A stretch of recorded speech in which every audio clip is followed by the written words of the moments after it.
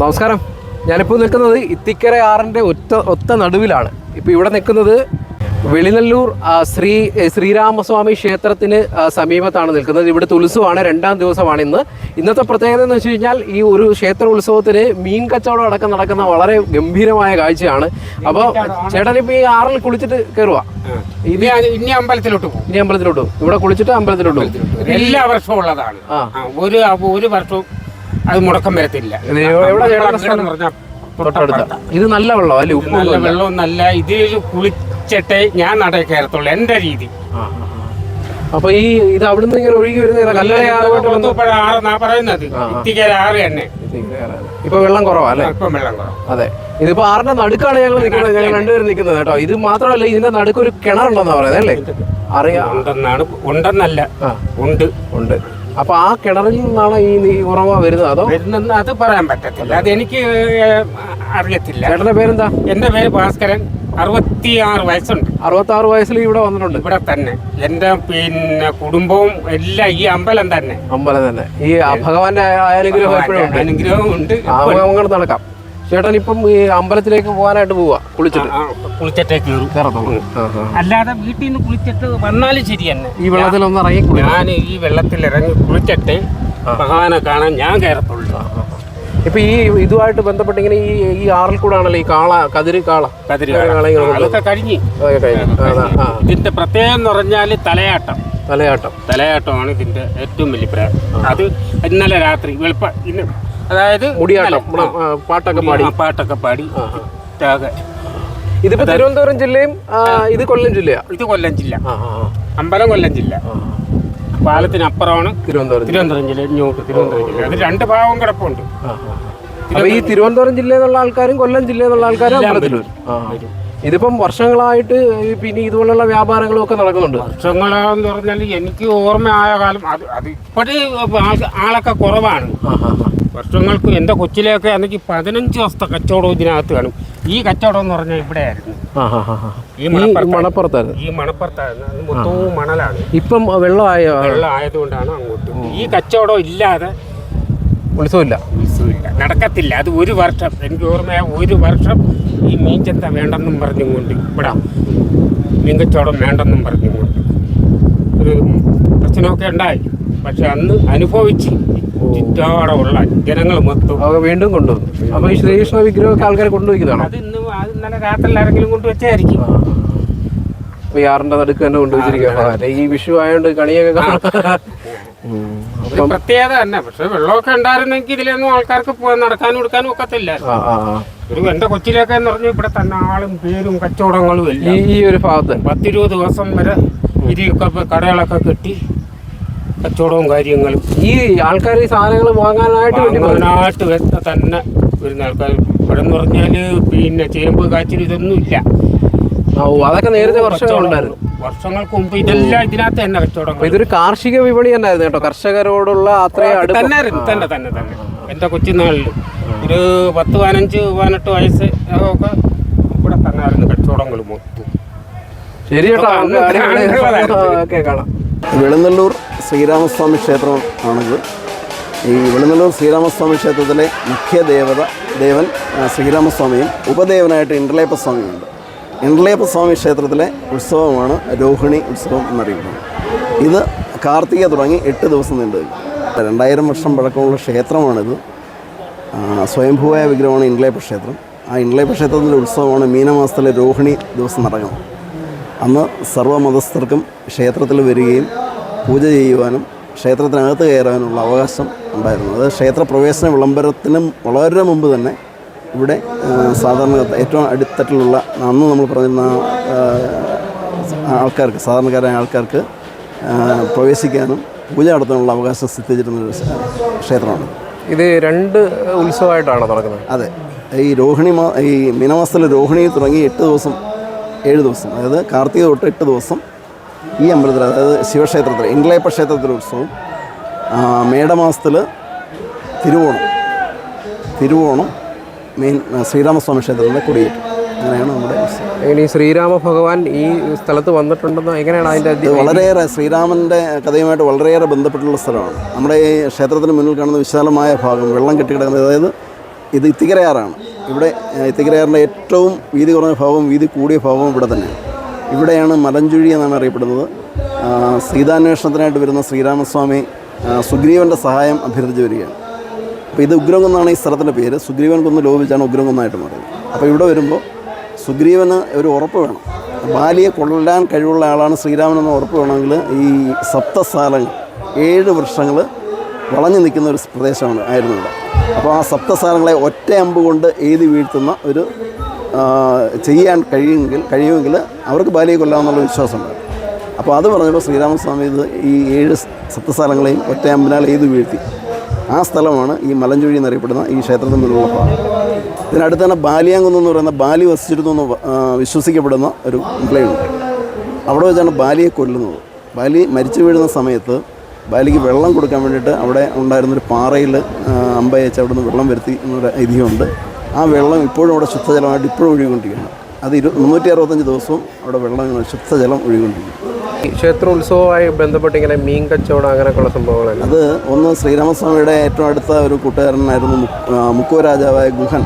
അപ്പോൾ അദ്ദേഹത്തിൻ്റെ പരമ്പരകൾക്ക് ഈ സീതയെ കിട്ടിയതിന് ശേഷം ഗുഹൻ അനുഗമിച്ചപ്പോൾ അവർക്ക് മീൻ കച്ചവടം ചെയ്യാനുള്ള അവകാശം കൊടുത്തു എന്നൊരു ഐതിഹ്യമുണ്ട്. വേറൊരു ഐതിഹ്യം പറയുന്നത് ഒരു മുസ്ലിം പണ്ഡിതൻ ഈ ശ്രീരാമസ്വാമി ക്ഷേത്രത്തിൽ നിത്യ സന്ദർശകനായിരുന്നു. അദ്ദേഹം തൊഴാൻ വരുമായിരുന്നു.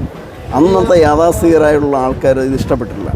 അപ്പോൾ അവർ അദ്ദേഹത്തിനെ ഉപദ്രവിക്കുകയും അതിനെ തുടർന്ന് നാട്ടിൽ ഭയങ്കരമായ പ്രശ്നങ്ങളുണ്ടാകുകയും ചെയ്തു. അങ്ങനെ പ്രശ്നം വെച്ച് നോക്കിയപ്പോൾ ഇതാണ് കാരണമെന്ന് കണ്ടിട്ട് അവരുടെ, അതായത് മുസ്ലിം സമുദായത്തിൽപ്പെട്ട സഹോദരന്മാർക്ക് വർഷത്തിലൊരു ദിവസം അവരുടെ പ്രധാന വരുമാന മാർഗ്ഗമാണ് മീൻ കച്ചവടം. അന്നത്തെ അവർക്കൊരു ദിവസം മീൻ കച്ചവടം ചെയ്യാനുള്ള അവസരം ഉണ്ടാക്കി കൊടുത്തു എന്നാണ് അറിയപ്പെടുന്നത്. മതസൗഹാർദ്ദത്തിൻ്റെ പ്രതീകമായിട്ട് മതസൗഹാർദ്ദത്തിൻ്റെ പ്രതീകം എന്ന് പറഞ്ഞാൽ ഈ ഉത്സവം തുടങ്ങുന്നത് തന്നെ പറയർ ഒരു പറ കൊട്ടി പാടിക്കൊണ്ടാണ് ഈ ഉത്സവം തുടങ്ങുന്നത്. അറിയിക്കും 7 ദിവസം മുമ്പ്. അത് കഴിഞ്ഞിട്ട് ഭരണിയുടെ അതായത് ഈ 2 ദിവസം മുമ്പ് ഈ ഇവിടുത്തെ വിശാലമായ പാറപ്പുറത്ത് വേടർ സമുദായത്തിൽപ്പെട്ട സഹോദരങ്ങൾ വന്നിട്ട് ഒരു കുടുംബമായിട്ട് വന്നിട്ട് ഒരു ചടങ്ങാണ്. അവർ വന്നിട്ട് അവിടെ വന്നിട്ട് പൊങ്കാലയിട്ട് ആഹാരം കഴിച്ച് ദേവനെ നേരിച്ച് ആഹാരം അത് കഴിച്ചിട്ട് പോകുന്നൊരു ചടങ്ങുണ്ട്. അത് കഴിഞ്ഞിട്ട് കാർത്തിക ദിവസം രാത്രിയിൽ ഈ സിദ്ധനർ സമുദായത്തിലെ സഹോദരങ്ങൾ അവർ കുടുംബമായിട്ട് വന്നിട്ട് അവരുടേതായ രീതിയിലുള്ള എല്ലാ കലാപരിപാടികളും, കമ്പടികളുണ്ട്, പാട്ടുണ്ട്, കൊട്ടുണ്ട്, മുടിയാട്ടം കളിയുണ്ട്, തലയാട്ടങ്ങൾ, ഇതെല്ലാം അവതരിപ്പിച്ച് നേരം വെളുക്കുന്നതുവരെ ഇന്ന് രാവിലെ വരെ രോഹിണി ദിവസം രാവിലെ വരെ പരിപാടികളാണ്.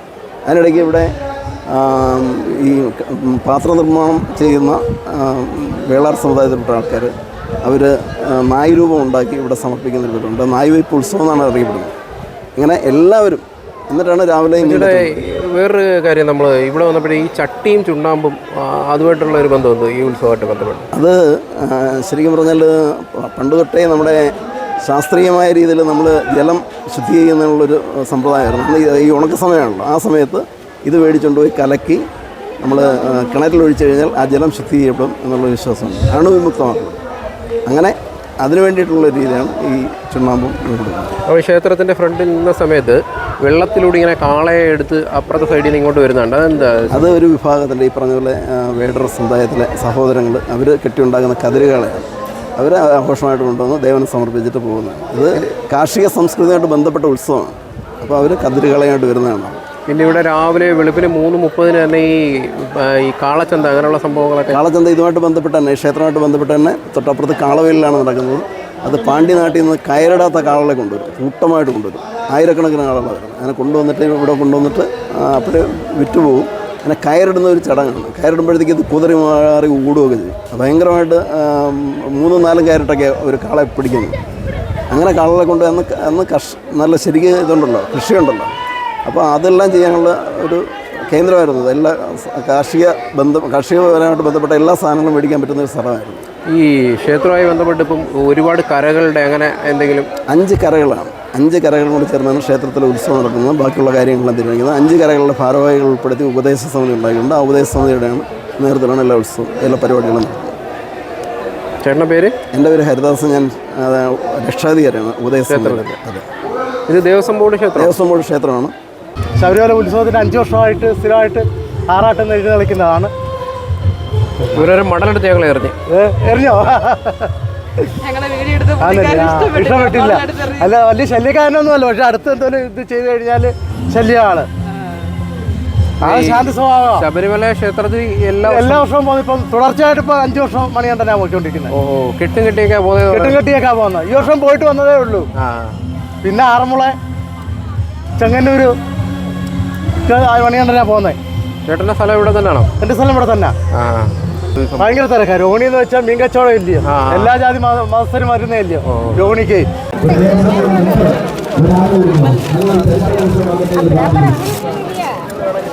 മോളെ ഈ ചുണ്ണാമ്പിൽ എത്ര രൂപയാ? മോളെ പേരെന്തുവാ? ആഹാ ഇത് ആരാ പഠിപ്പിച്ചത് ഇങ്ങനെ ചുണ്ണാമ്പൊക്കെ ഉണ്ടാക്കാൻ? അമ്മ പഠിപ്പിച്ചു തന്നേന്നോ? ആഹാ മോക്ക് ഇഷ്ടമാണോ ഇങ്ങനെ വന്നിരുന്ന് വിൽക്കാനൊക്കെ? ഇത് ഒത്തിരി ആൾക്കാർ വന്ന് വാങ്ങിക്കുന്നുണ്ടോ? മോളെ വീട് എവിടാ? ആണോ?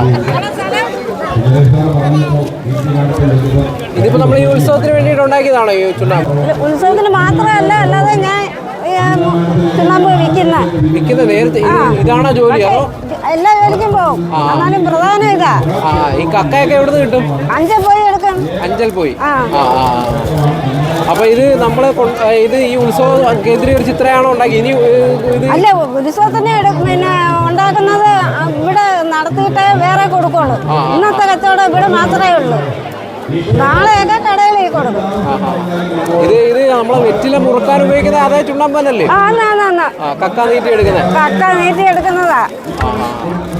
ഇത് ശരിക്കും ഇത് ഇവിടെ ഒരു ശുദ്ധിയുടെ ഭാഗമായിട്ടാണ് ഇത് കൊടുക്കുന്നത് അല്ലേ? ഇതൊരു ശുദ്ധികള ശ്രീരാമസ്വാമിയെ തൊട്ട് തീണ്ടുന്നു അങ്ങനെ. ഇത് നമ്മള് ഇപ്പൊ പ്രകൃതിയോട് ഇണങ്ങുന്ന രീതിയിലെല്ലാം വട്ടയിലക്കകത്തൊക്കെ വെച്ചിങ്ങനെ കൊടുക്കുന്ന ആ പഴയ ഒരു പരമ്പരാഗത രീതി തന്നെയാണോ? അതിന് കിട്ടുന്ന വള്ളി തന്നെ നമ്മുടെ ഓലക്കാലം അല്ലേ? ഓലക്കാലം. പണ്ടും ചുണ്ണാമ്പ് ഇങ്ങനെയൊക്കെ തന്നെ ആയിരുന്നോ? പണ്ടും ചുണ്ണാമ്പ് ഇങ്ങനെയൊക്കെ തന്നെ ആയിരുന്നു. ഒരു മാറ്റമില്ല. കഴിഞ്ഞ പ്രാവശ്യം റബ്ബർ എടുത്ത് അപ്പൊ ഈ പ്രാവശ്യം വള്ളിയാക്കി. ഓക്കെ, അടിപൊളി. എൻ്റെ ലൈഫിൽ ആദ്യമായിട്ടുള്ളൊരു എക്സ്പീരിയൻസ് ആണ് കേട്ടോ. ഇത്രയും വർഷമായിട്ട് ഒരുപാട് ക്ഷേത്രങ്ങളിൽ ഉത്സവത്തിന് പോയിട്ടുണ്ട്. പക്ഷെ ഇത്രയും ഭയങ്കര ഒരു ആംബിയൻസ്, അമ്പലത്തിൽ വന്നിട്ട് ഭയങ്കര പോസിറ്റീവ് മൈൻഡ്, ഭയങ്കര ആറ്റിറ്റ്യൂഡ്. ഈ ഉത്സവച്ചന്തയൊക്കെ ഇങ്ങനെ ഉണ്ടെന്ന് അറിഞ്ഞെങ്കിലും ഇത്രത്തോളം ഇങ്ങനെ മത്സ്യ കച്ചവടമൊക്കെ ഉണ്ടാവുമെന്ന് ഒരിക്കലും നമ്മുടെ പ്രതീക്ഷയിലില്ല. അത്യാവശ്യം ഒരു വീട്ടിലേക്ക് വേണ്ടുന്ന എല്ലാ സാധനങ്ങളും വാങ്ങിക്കാൻ ഈ ഒരു ചന്തയിൽ വന്നാൽ മതി. അപ്പോൾ നമ്മൾ നമ്മുടെ നാട്ടിലെ ചന്തയിലൊക്കെ പല സാധനങ്ങളും വിൽക്കുന്നുണ്ട്. അതിൽ നിന്നൊക്കെ വ്യത്യസ്തമായിട്ട് മുള വിൽക്കുന്നത് ഞാൻ ആദ്യമായിട്ടാണ് കാണുന്നത്. ചേട്ടാ, ഇതെങ്ങനെയാ മുള? ആൾക്കാരൊക്കെ വാങ്ങിക്കൊണ്ട് പോവോ? തോട്ട? ശരി. മുളയെല്ലാം തോട്ടയാണ് കേട്ടോ. അതെ. വിൽക്കാൻ വെച്ചിരിക്കുന്നതാണല്ലേ? ആൾക്കാരൊക്കെ വാങ്ങിക്കൊണ്ട് പോകുന്നുണ്ട്. നല്ല ചിലവുണ്ടല്ലേ? ഞങ്ങൾക്കൊക്കെ ഇത് ആദ്യമായിട്ടുള്ള കാഴ്ചയാണ്. ഞങ്ങളുടെ നാട്ടിൽ ഇങ്ങനത്തെ സംഭവങ്ങളൊന്നും ഇല്ല. നല്ല ഹൈറ്റ് ഉണ്ടല്ലേ? 25-30 അടിയൊക്കെ ഹൈറ്റിലുണ്ടല്ലേ? എങ്ങനെയാ പല സൈസിലുള്ളതാണോ? വണ്ണം കൂടിയത്, വണ്ണം കുറഞ്ഞത്? ഓ, അപ്പൊ അതിനനുസരിച്ച് വില വ്യത്യാസമുണ്ടോ? എങ്ങനെയാ ഒരു സ്റ്റാർട്ടിങ് എങ്ങനെയാ വില? 100 രൂപ തൊട്ടുള്ളുണ്ട്. ഓ, ഇത് പക്ഷെ കൊണ്ടുപോകാൻ കുറച്ച് ബുദ്ധിമുട്ടല്ലേ? അടുത്തുള്ളവർക്ക് കുഴപ്പമില്ല. ആവശ്യക്കാരെ റിസ്ക് എടുത്ത് കൊണ്ടുപോകല്ലേ? നമുക്ക്